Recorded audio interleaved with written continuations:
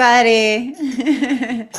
Welcome to our heart medicine Sangha. Welcome to our heart medicine practice time. Nice to be here with you all, sharing. I feel grateful for some practice time with you all. And yeah, just want to welcome folks that are coming on and welcome everybody who's new to our Tuesday night practice. The Church of Love, we're holding down the frequency here with our own hearts, doing metta, working hard. This is a bit of a workout. We do a real practice session here, so I hope you're ready. It's not going to just be me talking the whole time. We are going to get down to some good practice. And I know one thing. I can't seem to get enough of my practices right now. Just to stay steady, to sail the ship through the storms. We need these practices. So this is our time to really cultivate the love, not only for ourselves, but all beings. But tonight we really do focus on ourselves when we're doing the practice. There's a lot of different ways you can do it, but we really hold ourselves as knowing that the more we fill our cup, the more the cup runneth over, right? So it's really, really important we steady ourselves and really root down. So happy to practice with you all.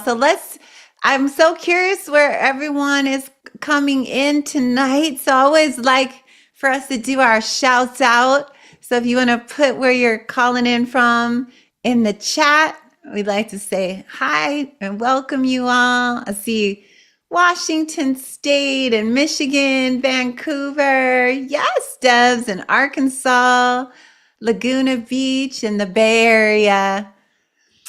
Oh, yes. And we got Brooklyn, New York, Ontario. So good. I love to see, for some reason, I really love this part. I just like to see where everyone's from. We got Houston. Yes. And we have Sedona and Connecticut. Welcome, everyone, to our heart practice time. Connecticut. We have our regulars on here. I love it. Hold down the frequency. Like Mandy and Debs. We also want to give a big shout out to our fabulous Baba Diva. Do you want to ring the bell as we start? Baba has an hour bell ringing practice to call the spirits of love and light to surround all of us. So thank you for that ongoing practice. His whole house is a shrine. It's amazing. It's like a wall of gurus and it's quite the place to be. So we thank you for beaming out your love and light from Atlanta, Georgia, because that's where we are. We are live here.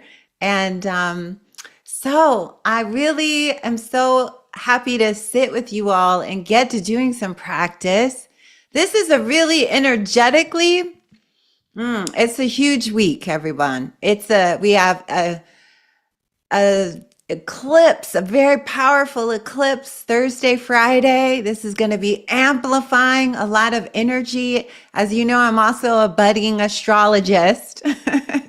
I'm going to be one of those old ladies with our tarot cards, giving everyone readings along with medicine and heart medicine. But the astrology is huge as all of this energy is being showered down on the planet in the form of solar flares, sun flares.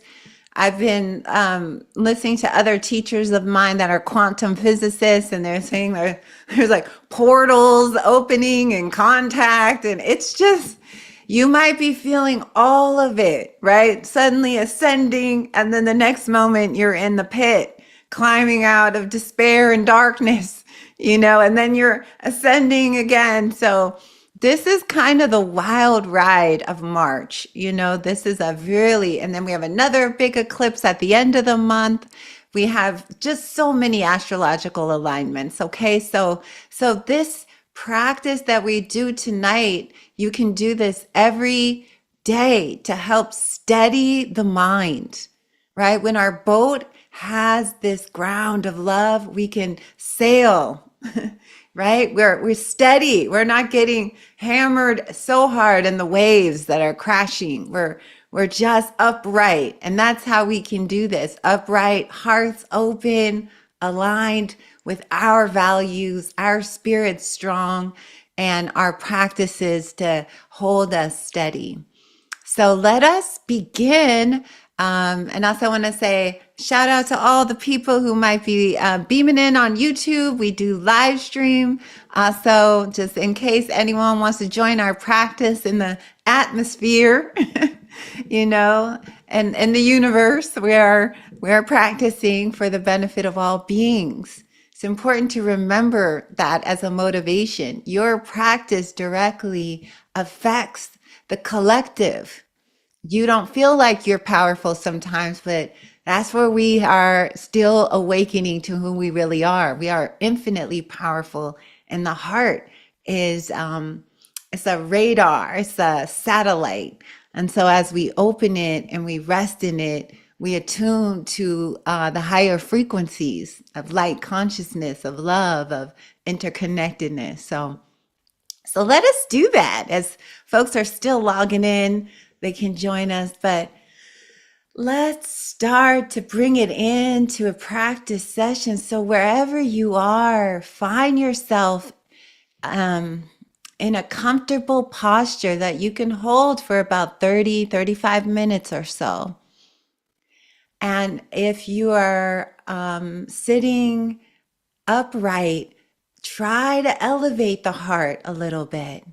If you're able, if your body is able to do it, we kind of allow our heart to just, we keep our spine a little bit straight, upright, and then we ground down. So we'll start with a body scan. As always, I like to practice the embodiment, coming deep into the body, and then we access the metta from there. So as we settle, maybe taking a big inhale and a big exhale and just beginning to arrive in the present moment in your body. And I always like to begin at the crown of my head. So imagine that you're coming in through this beautiful lotus flower on the top of your head. And so you might need to move your head around a little in your neck and make some adjustments as you begin to notice your body. You may discover tension and holding and places that feel tight, but just by becoming aware, they begin to lessen, release. So just feel your face and your jaw. And let your jaw be soft.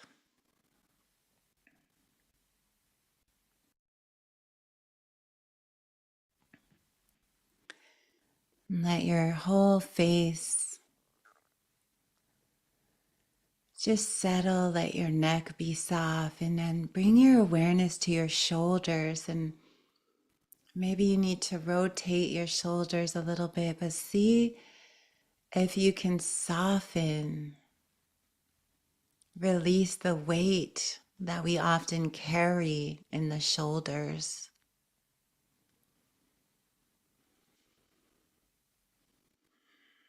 And letting the breath flow naturally. Now feel your arms and your hands.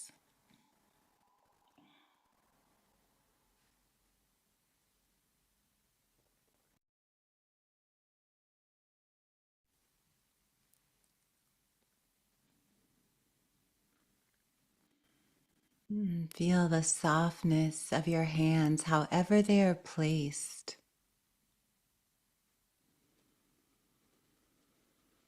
And now coming down into your chest area and just feeling the center of the chest right in the middle of the heart area.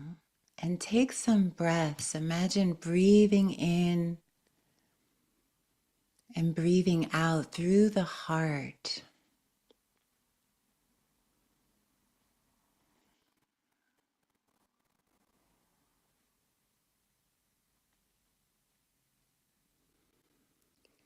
And on the inhale, you can breathe in the word peace.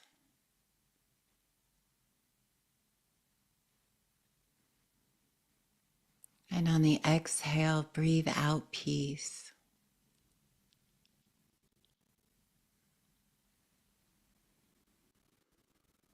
And just keep allowing the whole body to just soften on the exhale. Let go with the breath.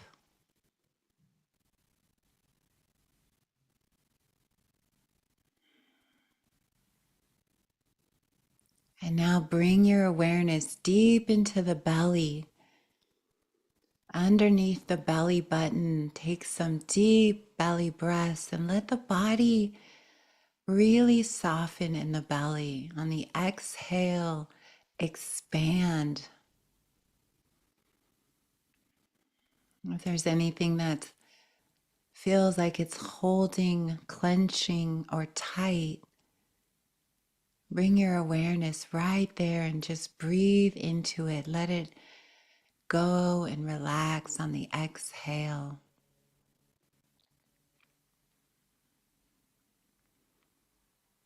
Breathing in peace into the belly on the in-breath, and then breathing in peace on the exhale, the out-breath.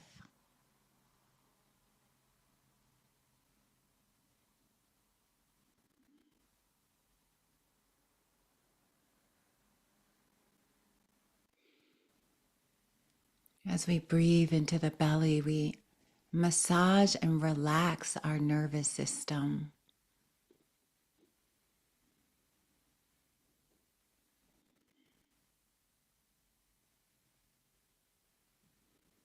And now feel your sitting bones making contact with the chair or the cushion where you're sitting. And just feel that contact under you.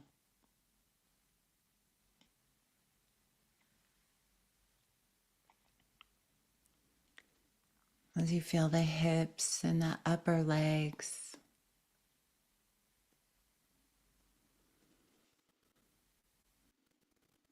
Now bring your awareness to your knees.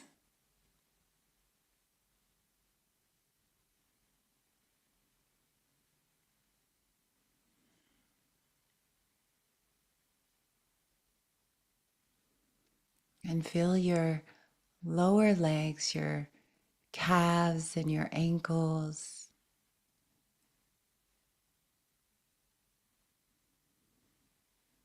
Now feel your feet. See if you can feel the top of your feet and then the bottom of your feet.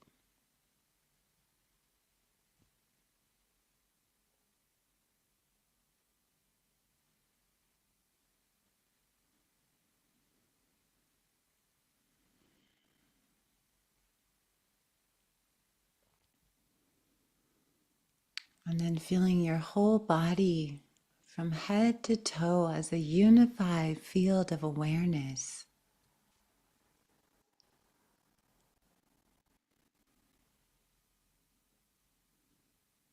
And so remembering that this practice is a concentration practice where you visualize yourself in front of you at any time, at any age. And so we want to hold the visualization as we offer the 4 phrases.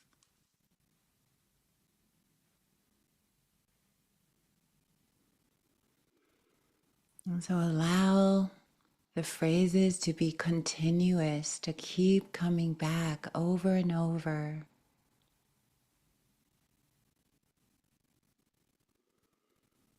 And seeing your eyes through the eyes of the Great Mother, through the eyes of kindness and compassion.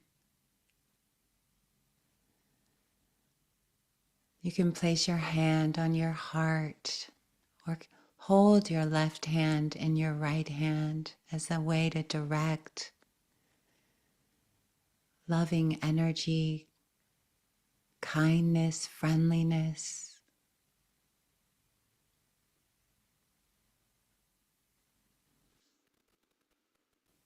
So as we begin holding the image of yourself, seeing your beautiful face, we begin to offer the 4 phrases.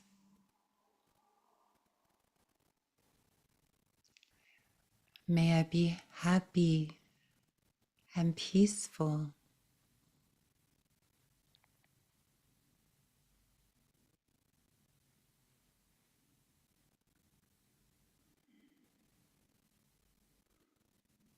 May I be safe and protected.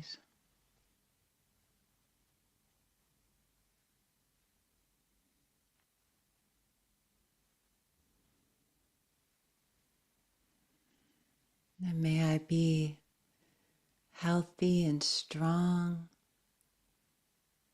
in this body.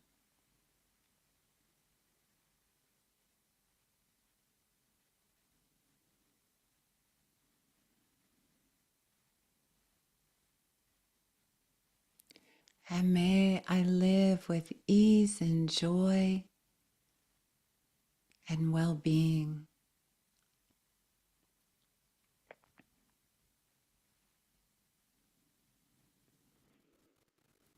And as you say the phrases, keep softening in the body. If you feel tight or tense,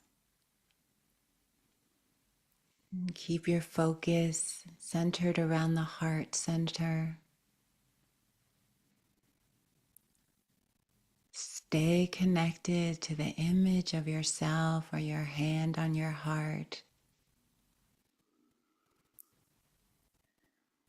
One phrase after another, like seeds planted in the ground.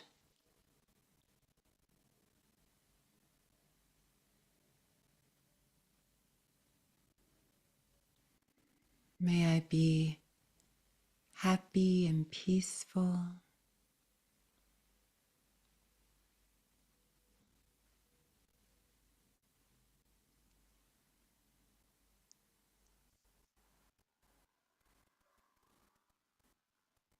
And may I be safe and protected.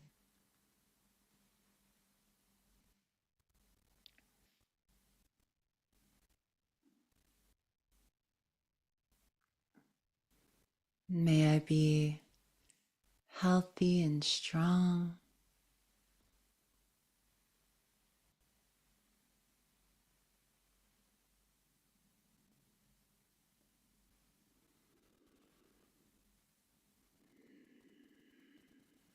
May I live with ease and joy and well-being.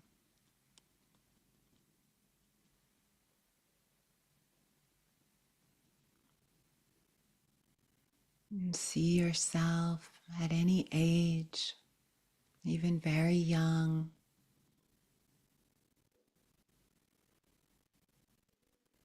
You could also use the phrase, may you, dear one,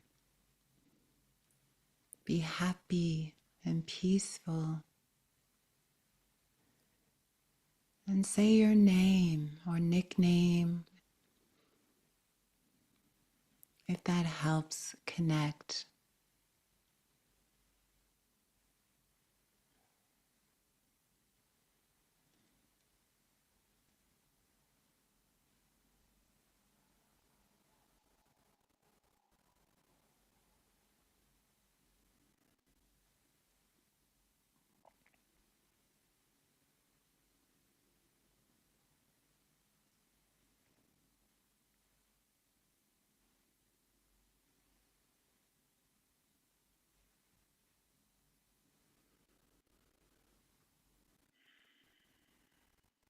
Allowing the body to be soft and receptive.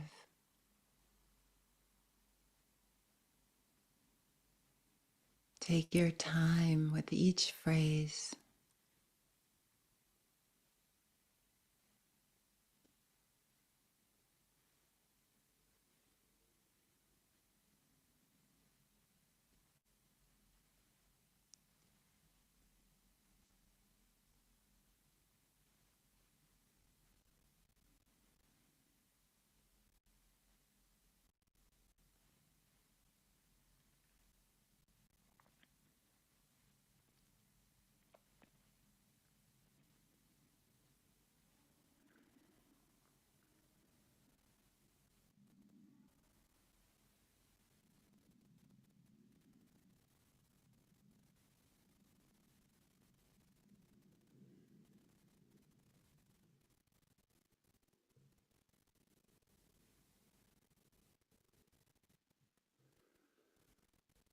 You could also use the phrases, may my heart be happy and peaceful.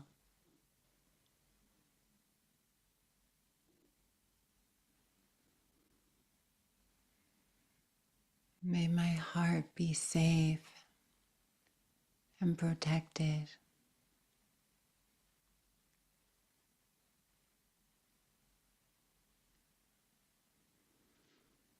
And may my heart be healthy and strong.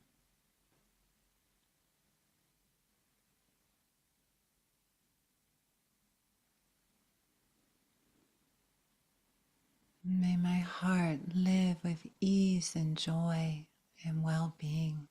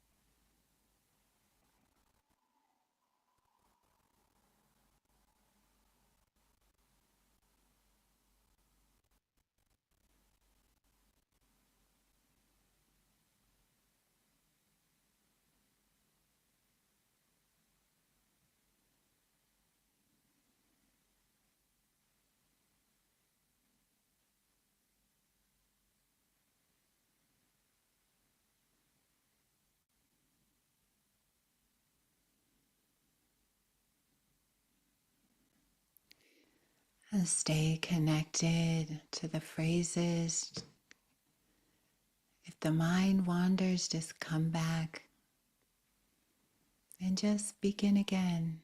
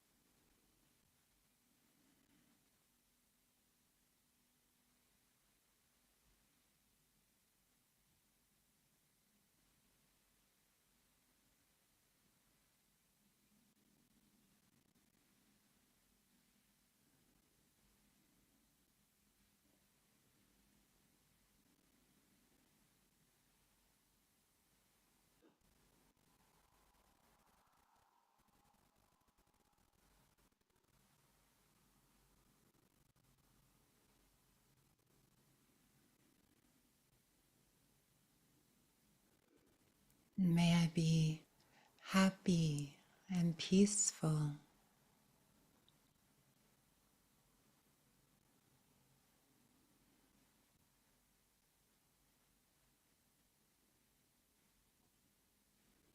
May I be safe and protected.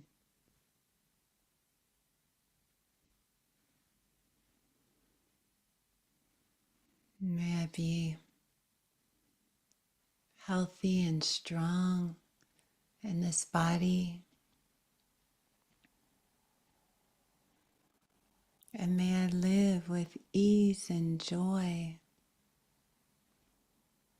and well-being.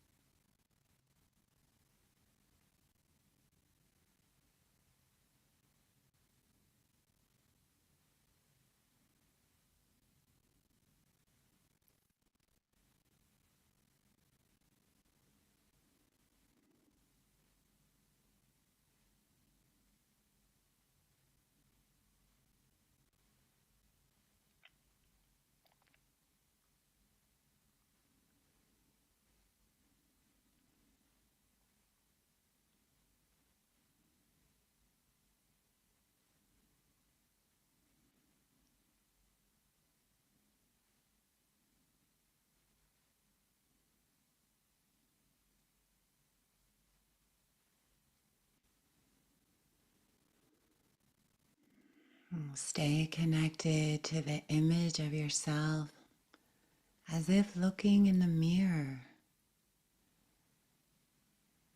See yourself through the eyes of Kuan Yin, Mother Mary,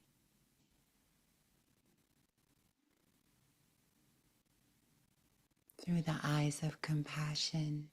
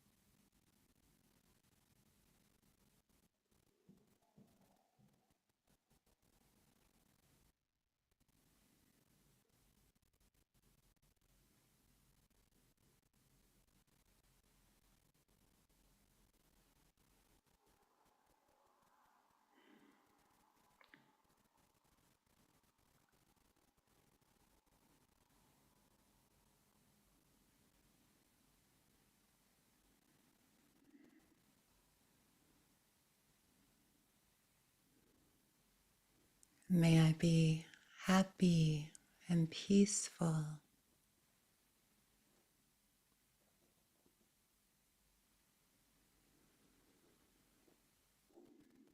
May I be safe and protected.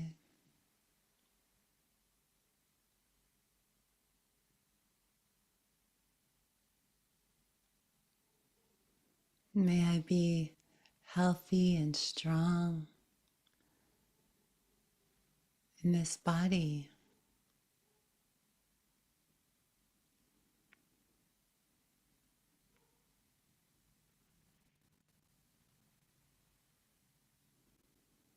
And may I live with ease and joy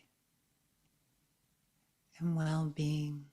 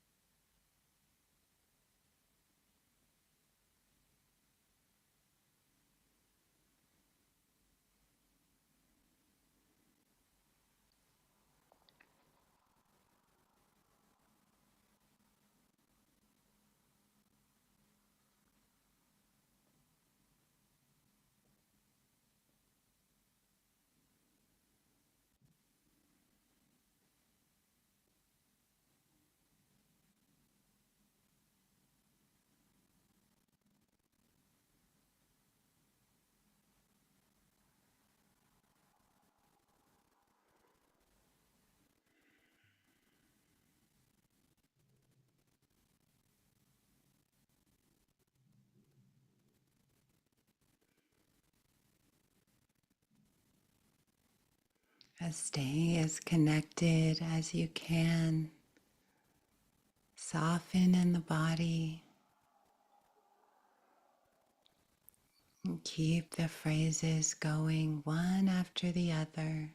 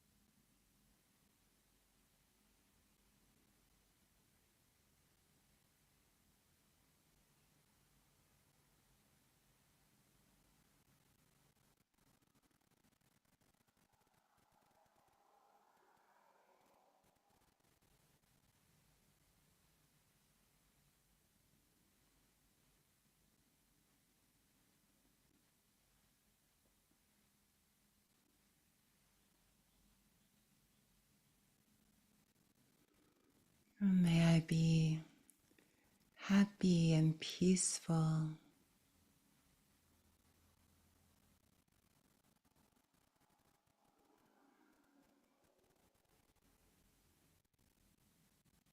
May I be safe and protected.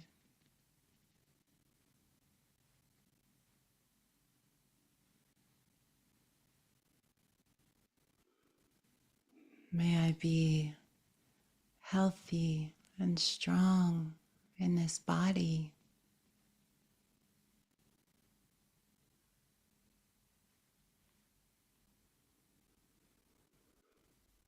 And may I live with ease and joy and well-being.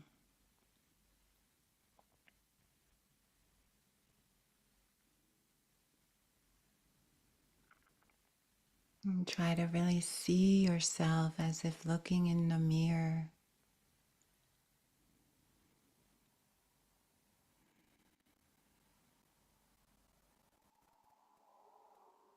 As best you can.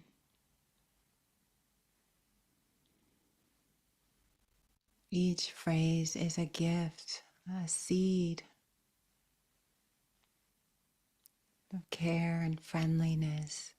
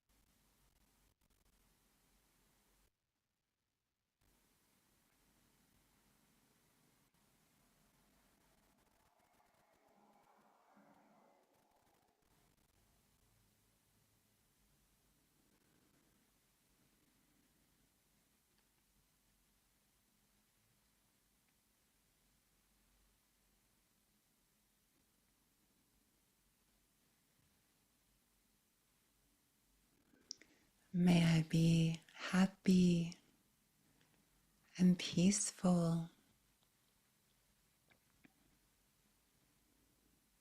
And may I be safe and protected.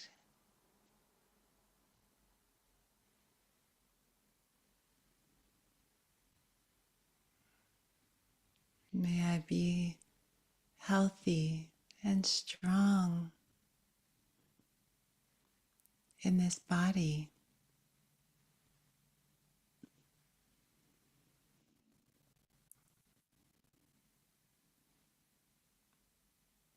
And with ease and joy and well-being.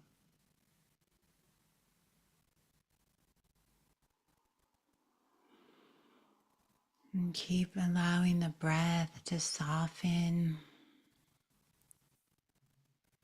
feeling the breath in the heart center.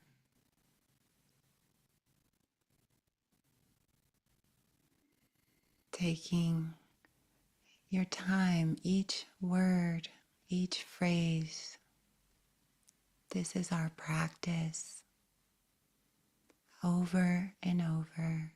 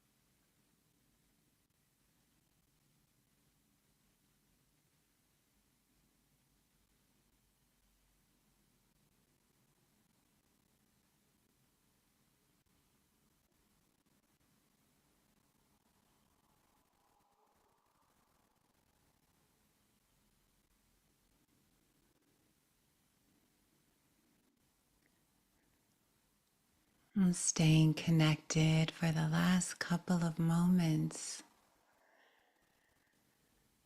really offering anything that you can,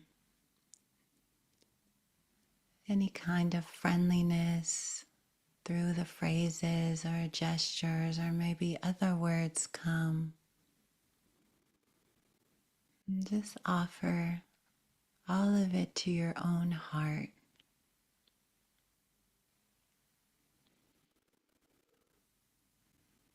May my heart be happy and peaceful.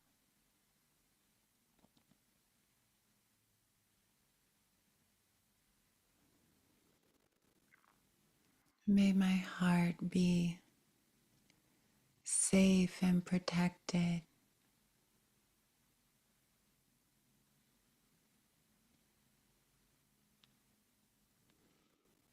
May my heart be healthy and strong.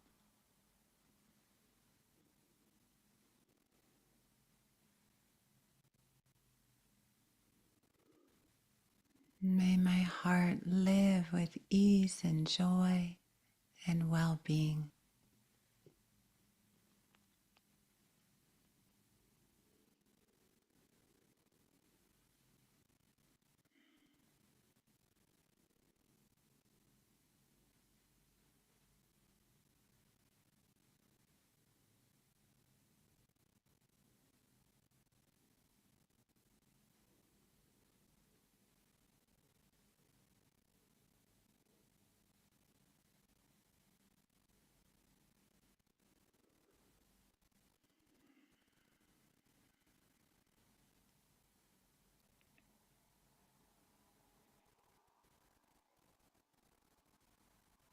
And just breathing in and out of the heart.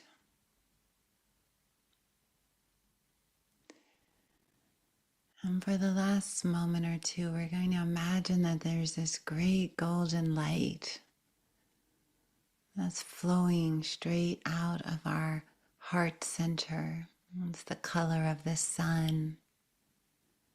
As Metta is likened to the sun, it shines on everything. And so as we breathe in and out of the heart, we want to see all of our friends and our family and our mothers and fathers and children and husbands and wives, and we want to offer this light of Metta. May our families and our communities, may they be happy and peaceful. And try to see all the beings on this call, this community, your neighbors and co-workers and roommates and those near to you and far away. As we send this Metta out, may our communities and families be safe and protected.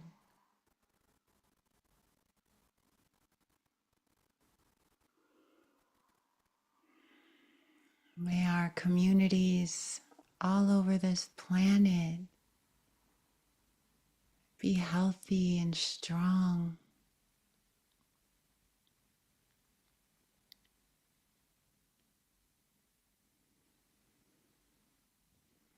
And see this light going out everywhere across this whole world, through every country, North America, South America, Canada, the continent of Africa, all the countries of Europe, everywhere, the farthest reaches. May all beings be happy and peaceful.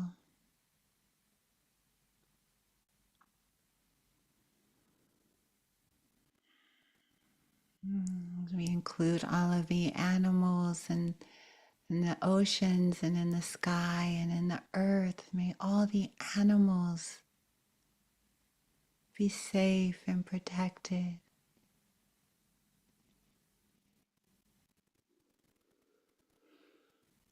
And as we send this metta friendliness out, we include the Mother Earth, Pachamama.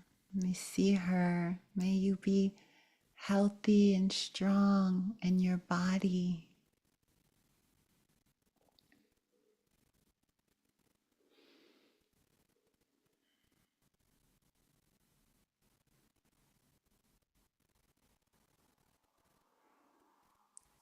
And may all beings everywhere, in every galaxy and universe and dimension, may all of creation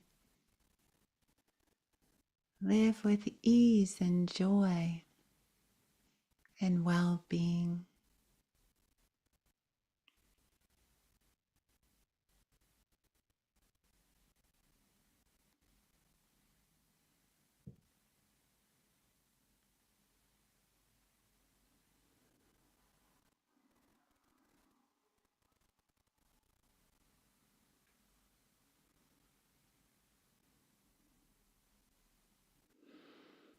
And we bring our hands together in the prayer position at the heart. And we just offer a bow to our practice. We bow to however it was or it wasn't. We bow to our intention. We bow to our vows to walk this noble path with love and care for other beings.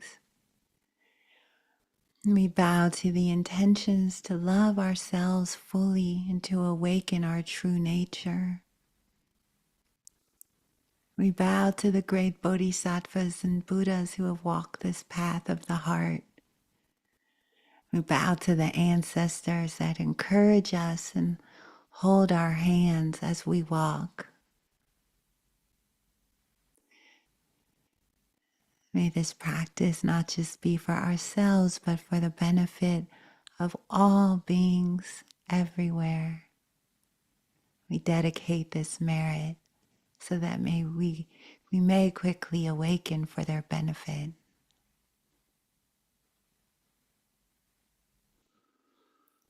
Om Mani Padme Hum, the great mantra of compassion.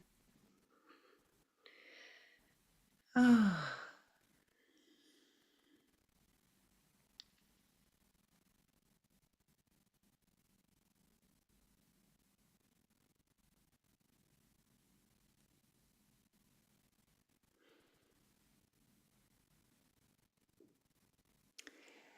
And when you're ready, you can begin to move your body a little bit. And again, we give thanks for these practices in the lineage that we stand in with all the beings who have journeyed through the heart, the regions of the heart. And they left us some good roadmaps for us to follow. So if you need to move your body a little bit, I want to encourage you or get some tea. And yes, thank you, everyone. That was a good one. I say that every time because it always is. Especially somehow the being on the camera and being on goes away. And I'm just in my practice with you all. I realized also that I forgot to give the instructions, so I hope anyone wasn't lost. I usually explain all the aspects of the practice in the beginning, so sorry about that, but you can jump in to the current and kind of get it, but I always like to explain all the nuances of what we're going to do together. But metta really is the way that we practice it in this tradition, and there are so many ways that one could practice it. But we do build up momentum by coming back over and over again, right? We sort of dedicate ourselves to the mantra, but it's not a mantra where we leave our body and we go somewhere else. We're feeling the energy in the heart. So we always keep one really strong emphasis on my body when I do metta. I try to continually feel the heart energy as I'm moving through so that I'm embodying that. So, and also with this practice, the Brahma Viharas, it also is a very powerful way to concentrate your mind. Concentration leads to happiness. We love when the mind's still and concentrated. Most of us are dealing with chronic monkey mind, right? Pretty pervasive right now. And it's so easy to get distracted. We keep coming back, but we keep coming back. And there's something about holding the vision of ourselves and this like repeating the phrases, a mind wanders, come back, mind wanders, come back. That is a beautiful concentration. And one of you could say, the best ways to get in a concentrated state is to love. Happiness and joy actually leads to concentration. All of my meditation teachers used to say that. They would say, oh yeah, you take bliss with concentration. There you go. That's the doorway, because you end up wanting to stay there, right? You lose track. You're not sort of bombarded by all the hindrances, the hindrances of mind, which are always wanting something, right? Usually the mind is such a trickster, everyone. You got to be really careful, because the minute you sit down to do your practice, it goes, well, I should call my cousin. You haven't talked to your cousin in 8 years, but suddenly you have to do it right when you go to sit down, right? It comes up with these little things. I was like, oh yeah, well, first I'll get some tea. And then we wander in the kitchen. We're done. We never go back into our meditation. We start doing other things. So the mind, one of the ways it hinders you, I want to talk a little bit about that before I talk about the bodhisattva. The 5 hindrances to deep practice, this is what keeps us from waking up, right? Is the first aspect is the one where the mind gets filled with desire. It just craves endlessly. You know that feeling that it's like, I want. We're always looking for something. It's kind of like that catalog mind. You're just like looking for something to want, or Amazon, that's kind of the online equivalent. We look at, 20 million items. We don't have any intention on buying them. We're just wanting something, right? We live in this constant crave feeling. It's actually really, really frustrating. I desire to be desireless. I'm like, please, contentment is highly underrated, that quality. We don't aim for contentment in our culture. What do we aim for? We're like the thirst. And I love how young people use that word thirsty, because that really describes the hindrance of desire. And we feel that on people too. We're like, calm down. What? They're trying to squeeze the moment out of something, right? Other than just being there in it. We have to take a photo of it. We have to video it. We have to, we lose all sight, right? It's like the moment is just a moment. We constantly bring all this desire and thirst, and that is actually the first noble truth is suffering. And the cause of suffering is clinging, thirst, and attachment. Actually, the word means tanha, which means unquenchable thirst. So in a way, the modern culture has it really right. We all know that feeling. It's like, oh, it's really hard when someone's that way too, because it's hard to say, you're really grasping on, it's hard to tell people that. It's hard to see it in ourselves, but important to see. So that's something that hinders our practice, because the moment we sit down in meditation, we go, oh, the light's too bright. It's too noisy outside. I need to go change into yoga pants. These aren't working. We're constantly wanting something out of the moment. I need another cushion. No, this one's not right. We're constantly doing that, and the mind knows no end, craving upon craving. You satiate one craving, guess what? The next one's right there. It's like we're drinking salt water all the time. Just makes us thirstier, and there's no end to it. So just be on the lookout when you set yourself up to practice. Notice all of those hindrances of desire. Suddenly everything becomes so important right when you're about to meditate. The desire of the mind. Also, the second hindrance I just want to mention to you is the opposite of that, which is aversion. This is the, instead of grasping everything, we want to get rid of everything. You know that mind where you walk up and you're just like, everything's wrong today. I just get rid of that sound, that person, that smell, that, we walk through the day and we're just pushing life away. I have to get rid of this kind of aversive mind. It's like greed is the grasp and hatred is the aversion. And the mind basically flip flops throughout the day between these two. I want, I don't want. I want, I don't want. Notice that it's like a game. The more you start to notice, it's just kind of empty, right? Because none of it really matters. It's on autopilot. It's a program, right? I want, I want, I want. I mean, if you look in the world at all these billionaires, insatiable. It doesn't even matter, right? How much one has is that thirst. I want, I don't want. I want, I don't want. So notice how that begins to hinder your spiritual practices, especially when you set yourself a strong intention of practicing metta. You'll notice these two, wanting and not wanting, will become very strong in the mind, right? As soon as you sit down and go, I'm going to do liberation practice, that program is almost like, it comes on as a distraction.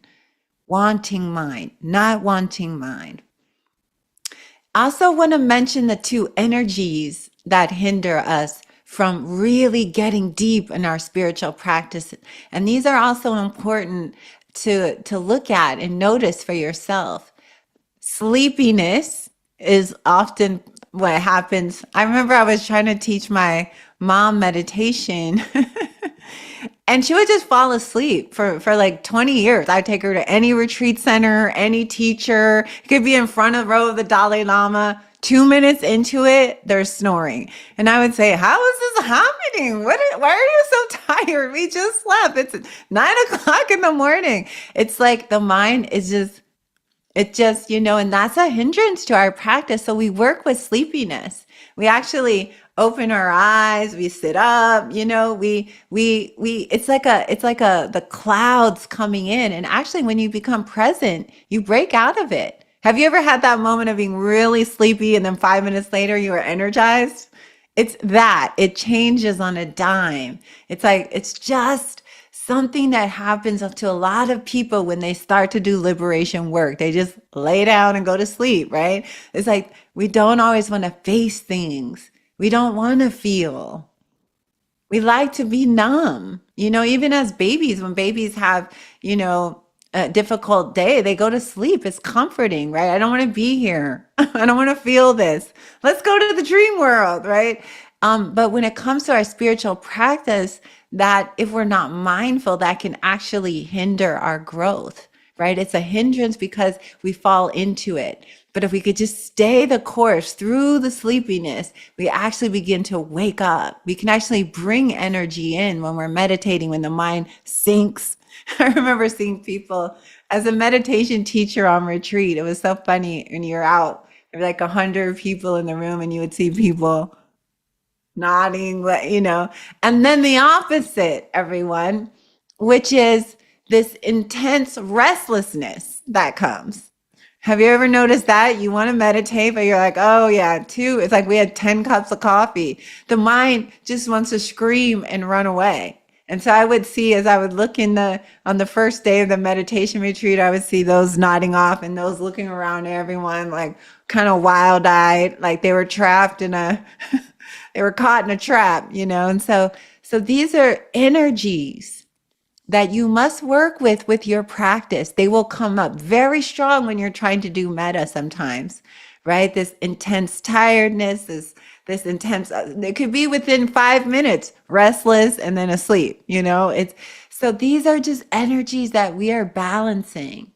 Okay, we're learning how to balance these as practitioners. We could become mindful of the hindrance and they have no power over us. When we're not mindful, we don't name it. That's why I always name, oh, this is just sleepiness. Oh yeah, this is just restlessness. Oh yeah, that's just wanting. Oh yeah, that's just not wanting. We love the sound of birds when we're meditating. We don't like the sound of weed whackers and leaf blowers, So it's just, but it's all just kind of the play of consciousness. So just be on the lookout. The fifth one, and this is very important hindrance to our heart practice, is the hindrance of doubt. Okay, doubting mind. We come on, we start to practice. This isn't going to work. How's sitting here saying a phrase, imagining myself at 5 going to change my, and then we're off on the dark path, right? This isn't going to help, right? And then we get lost in the mind. We start doubting we can do it. We start doubting that we have power. We start doubting that this practice could help. We start doubting everything, the teachers, the classes, everything we've ever learned. But ultimately, if we can catch that, doubt, we stay with the practice and go deeper. The hindrances are a lot of like guardrails, right? They block the road, but if you're mindful, you could go beyond that. You can open the gate, right? It feels like they're hindering, like we're driving in our car and it's like a roadblock. And it's like those gates that go like this, right? Hindrance number 1, suddenly I must have a veggie burrito, even though I just ate a minute ago and I'm about to practice, or whatever the desire, or whatever. No, I have to go tell the neighbors to be quiet. I need to practice in silence, or I need all these things to not be happening to practice. We can practice anywhere, right? Or we're too sleepy to practice, or we're too restless to practice. And then the doubt tells you lies about who you are. The doubt is really, really the most powerful one, right? We doubt that we can do it. We doubt the power of our own heart. Okay. We doubt that the practice is a liberation practice. We just fall into it and it becomes a deep pit of despair. There's nothing more painful to me than self-doubt now.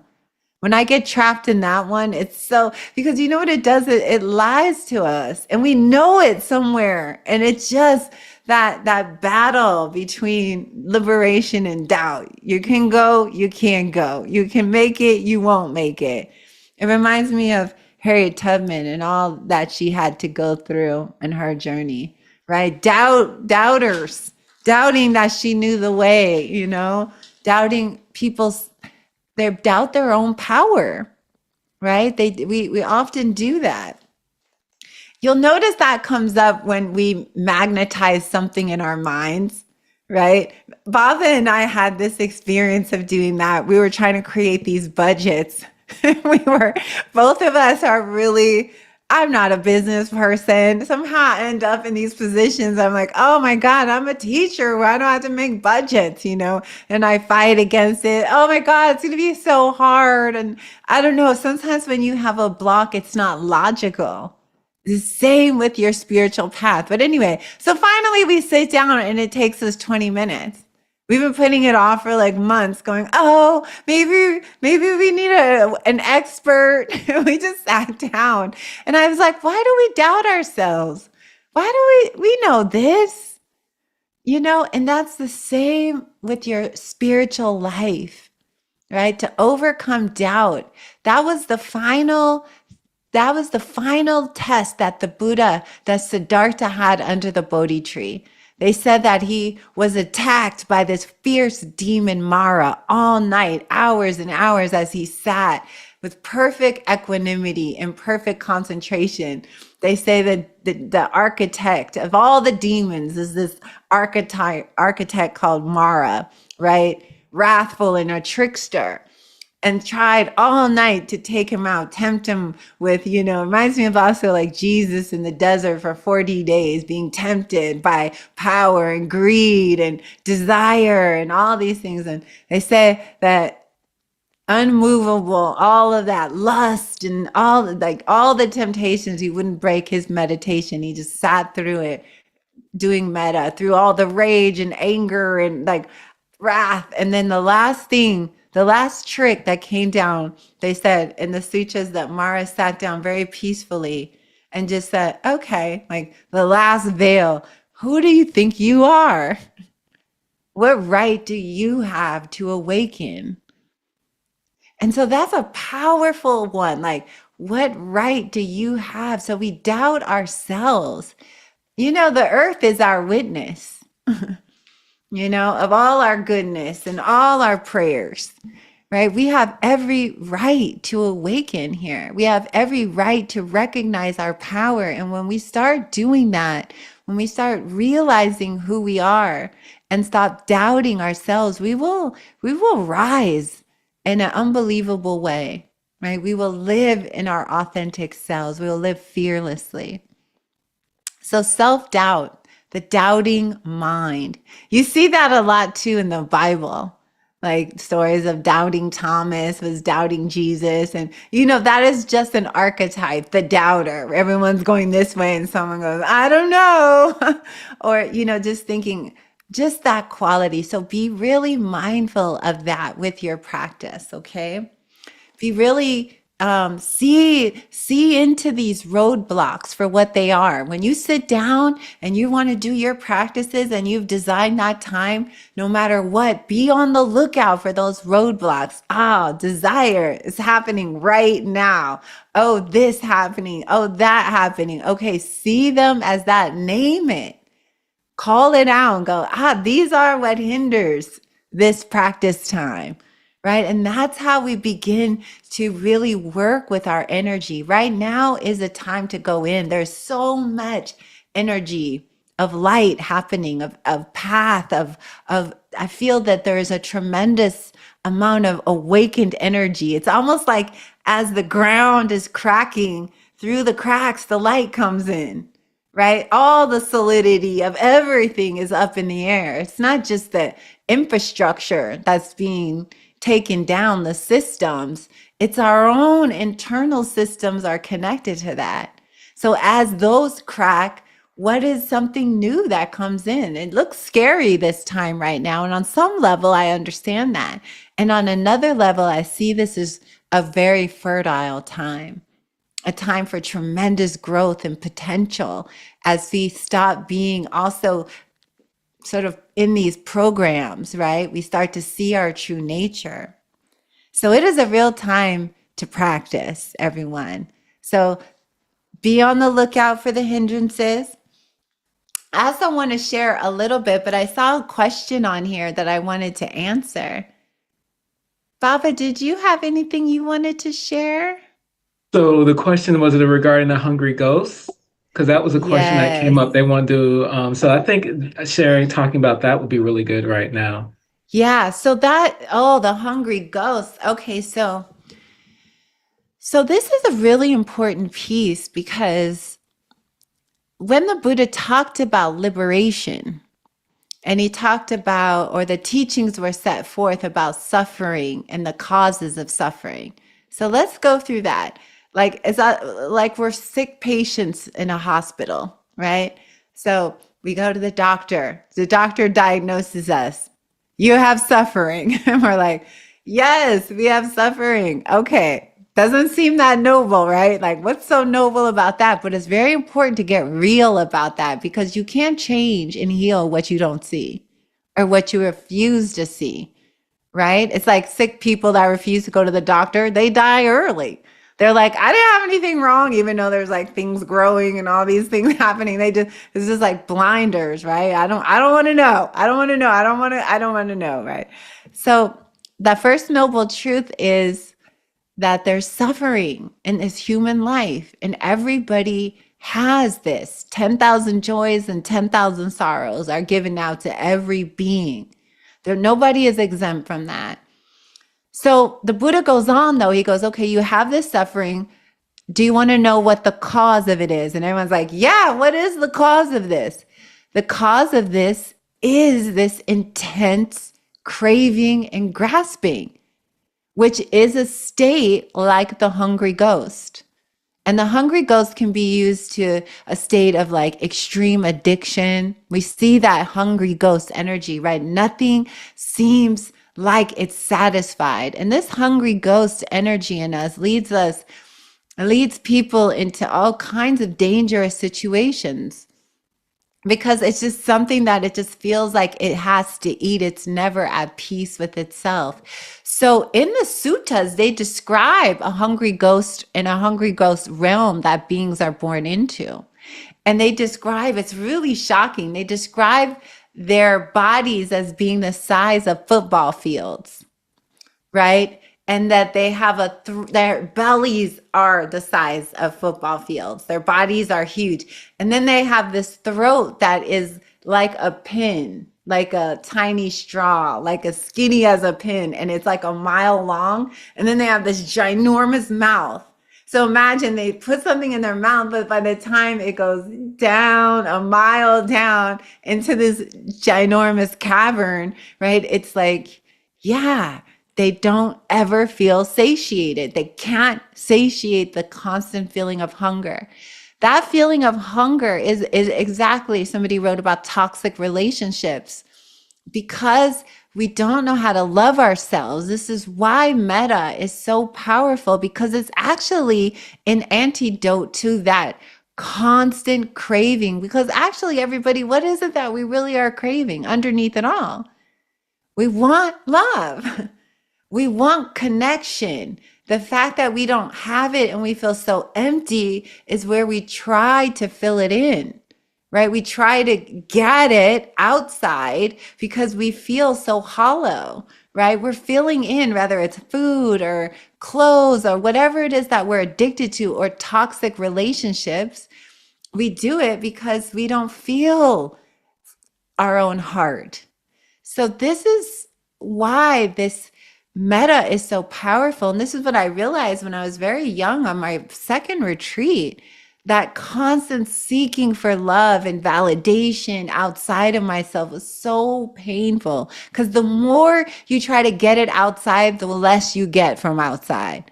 That's like the hungry ghost analogy. The more they put in their ginormous mouth, the less they're getting, right? It's like this little, because it actually is that insatiable thirst. You can't actually get it from the outside. But the more you want, the more you try to get, and you think, I'll just go more and more and more. But it becomes, at the end of the day, a hungry ghost will kill itself.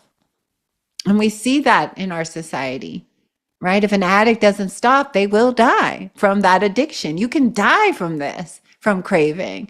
You can die from toxic relationships if you're not careful. We see the end result of a toxic relationship. They're fatal, right? They're dangerous to entertain them, right? So that craving for that, and I grew up like with a lot of that. My mother was a compulsive overeater. I remember one of my first childhood memories, I was under the table at a meeting for Overeaters Anonymous. And I remember feeling so sad, not understanding why the people in the room were so sad, right? Their addiction was destroying their lives. Yeah, as it was my mother. And then my father had an addiction, and then my brother had an addiction, right? So it doesn't even have to be addiction to a drug. What are you addicted to? Look carefully, be honest with yourself, right? And then we do metta, because in what the metta practice is, it fills up our own cup. Right? We don't have to wait for the external world to go, I love you. We don't need to grasp on to other people to give us that. Actually, we sit down and we turn that inner light on, and we start to satiate that starving part of our own spirit, the part that's dying of thirst. It's so sad, so lost, so alone. And we begin to, like, it's almost like we pour that medicine over that. And that's why I like for people to do metta to their images of themselves at different ages, like your 3-year-old self or your 5-year-old self or your 12-year-old self, right? Because you'll start to see there's this rhythm with metta and intelligence. It will pick a time where you were the most in need of that energy, right? And then all of a sudden we're healing that version of ourselves. This is why these practices are so powerful. We want to heal the hungry ghost. We want to heal the thirst in our own hearts that leads to suffering, right? Nothing outside. as sad as it is, and that's what many people are going to see right now as everything kind of breaks apart, is there is nothing outside of ourselves that gives us that lasting happiness. And depending on others and craving others and all of that is just such a setup for more suffering, right? We can become self-sufficient. Not only can we begin to fill our own cup from within and give us that sense of fullness and wholeness, we actually then at some moment begin to share it with others. Instead of walking into a room trying to get everything, we walk in and go, oh, what can I give? Right? We naturally start to feel generosity, and we naturally start to feel a lack of poverty. You know, closed hearted people have a poverty mind. You could see that even with some of the richest people in the world. I mean, there's all kinds of like Scrooge and all those are archetypes, right? You could have everything and still have that grasping mind. It's not about wealth. It's not about what kind of home you have. I've met people that lived in huts in the middle of the jungle that had the world and a heart full of light. They craved nothing. These were some of the indigenous people that I worked with, right? They didn't have that desire, you know? So metta and the hungry ghost, this endless craving. So when you catch yourself in that mind where it's like wanting, wanting, wanting, it will feel so uncomfortable because you'll start seeking. Pretty soon the mind sends us that message and then the body starts getting up, going to look for the objects. Rather it's, you know, Gin and Ben and Jerry's or something worse than that, right? We can start to put our hand on our heart in those moments, everyone.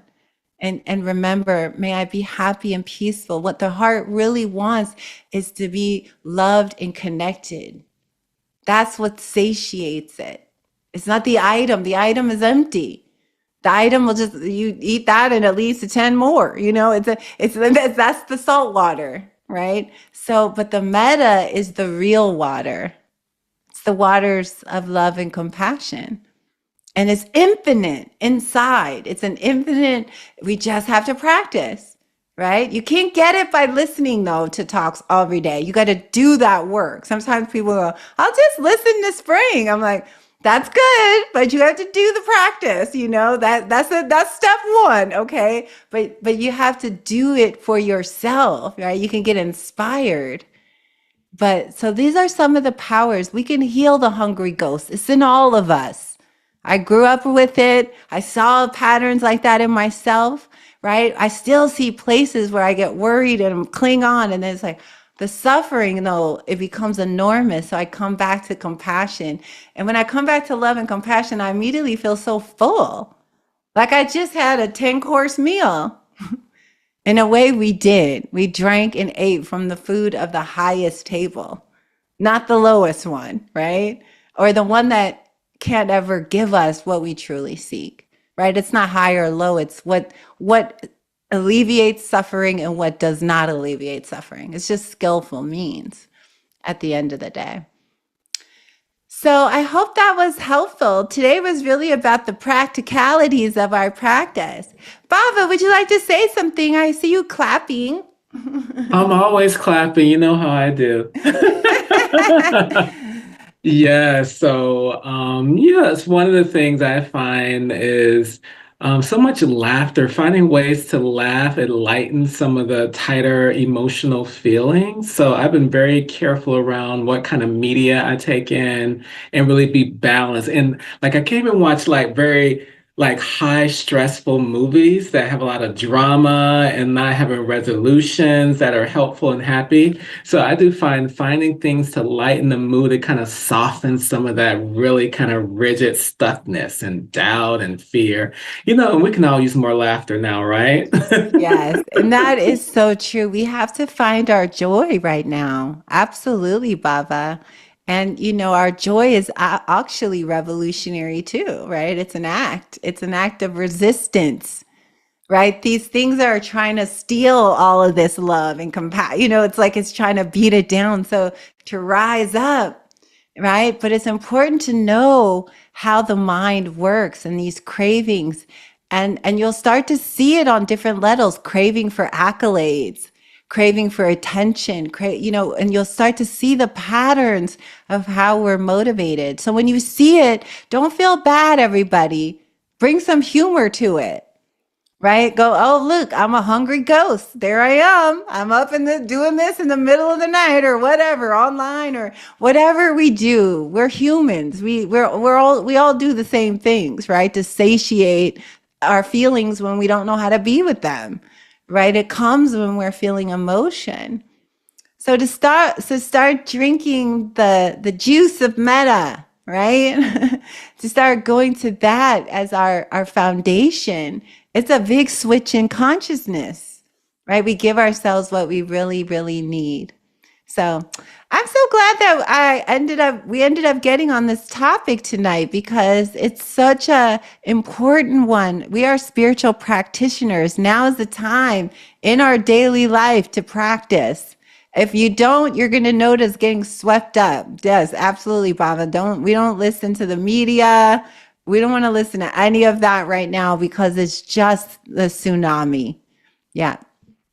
So everyone, as we get to the end of our class, I just want to make a couple of announcements. First of all, I'm so happy you all stayed and we can do this every week. So it's a beautiful thing. Also, we are going to be very soon, we're going to announce our Sunday Church of Harriet Tubman 5D Dharma that will be going live every Sunday. So we celebrate that. As you see, Harriet's ready to go. Harriet's ready to go for sure. And also, I want to share that I have a couple of retreats coming up. Lotus Vine Journeys, my organization that blends Buddhism with plant medicine. We work with ayahuasca and wachuma. I really just want to say we have a retreat in May, an 8-day retreat where we're going to blend plant medicine and metta, right? And this is a very powerful retreat. So I just want to announce that to you all that we have some spaces for that. That's powerful. That's in May in California. And then I'm also teaching a beautiful retreat in Big Bear, California in May. This will be a meditation retreat with my friend Henry Shukman and Nina Rao. This will be a Bhakti and Buddhism retreat. So if you want to do chanting in the night, metta, every retreat that I am doing, everyone, for the next 5 years is metta themed. This is how dedicated I am to these practices right now. I believe in this heart medicine. And so I just wanted to share in case anyone also really wanted to be, and Baba's going to be teaching yoga on that retreat. I'm so happy you can do Baba's guru bhakti yoga practice every day. And then I have an amazing team, and that's Lotus Vine Journeys. And so I just wanted to share those with you all, since those are 2 retreats that are coming up based on the heart, one in May, one in June in California. So we send you all so much love, and thank you all for supporting our class. We offer it after everything we do is about this. So thank you all for any donations. They all go to support this. And also we put all these videos on YouTube, but we do not put your faces on YouTube. We just edit to the talk part. So don't worry, if ever you have a comment, that's all edited out. We just put the Dharma talk and we upload that. So if you ever miss an episode, it will be on my YouTube channel. You also can follow us online. We're posting all kinds of Harriet Tubman stuff right now. Viva la revolution! I love it. So I love you guys. If you want to turn off your microphones. Oh, look, it's our dear Robert over there, Madison. And Shelly, we can say bye to each other. And so good to see you all. Look at Madison and Robert. So good to you. Bye. So good to see you all. Lots of love, everybody. Cynthia, Bye. Mandy, Minnie. We send you all. See you soon.